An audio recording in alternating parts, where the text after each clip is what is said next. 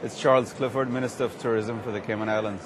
I'm here at Marketplace to cement our links with our travel partners and to certainly promote our country as one of the premier Caribbean destinations.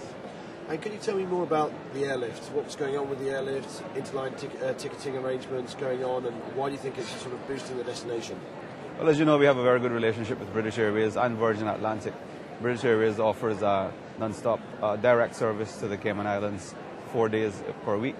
And of course, our own national flag carrier, Cayman Airways, has an interline agreement with Virgin Atlantic. So they're able to pick up feed over gateways such as Miami as an example. But the great opportunities to grow tourism from the European region.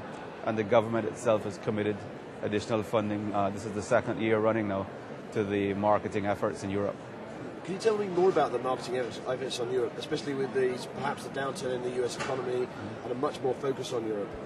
Yeah, well, it certainly makes sense. I mean, we have a lot of interest in the European region, and it made sense for us to invest more heavily in that area at this point.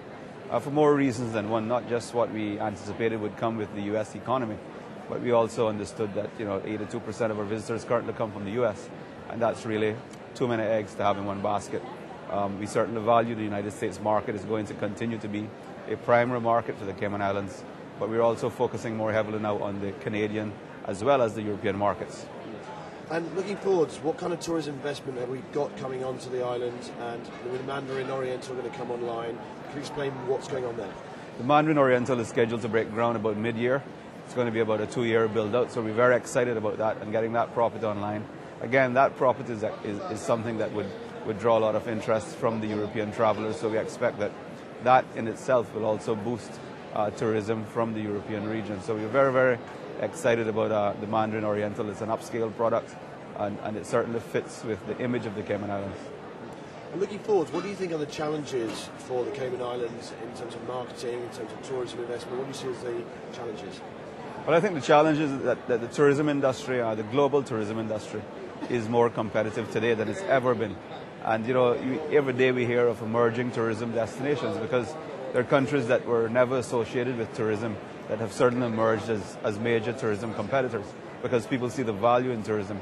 So I think that's a challenge that every destination faces. How do we differentiate ourselves from everyone else? How are we more attractive than everyone else? And we have to look at various ways of doing that and being as creative as we possibly can so that we stand out from the crowd. And how are you differentiating yourself? Well, I mean, there are a lot of things we're doing. I mean, we're doing things on the customer service side. We're doing things on the cultural and heritage side that will speak directly to who we are as a people. And we think that is certainly how you differentiate yourself, where you offer different types of products and experiences and things that are unique to the country that you wouldn't find in other destinations. So how are you segmenting the market? I mean, the Cayman Islands is maybe not just about sun, sea and sand, so how are you differentiating the product? Well, sun, sea and sand is certainly very important to us because we have lovely beaches in Cayman and we have a lot of water sports activities to complement that. So that's very important to our marketing efforts. But we also pride ourselves on having great culinary offerings. I mean, we have restaurants on an island that's 24 miles long and our two sister islands of Cayman Brac and Little Cayman that we're very, very proud of. And so anyone who travels to Cayman can be assured that they will get whatever cuisine they like on island because there's that much variety and quality. And of course we focus heavily as well on the cultural and heritage part of our country, and we think that is certainly very exciting.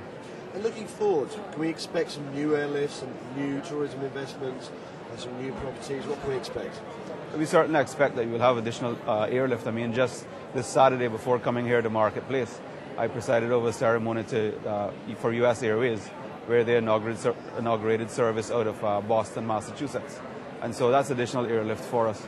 We're constantly in dialogue with British Airways and Virgin Atlantic because we work very closely with them. They're important partners to us about, in British Airways case in particular, about additional airlift to the country.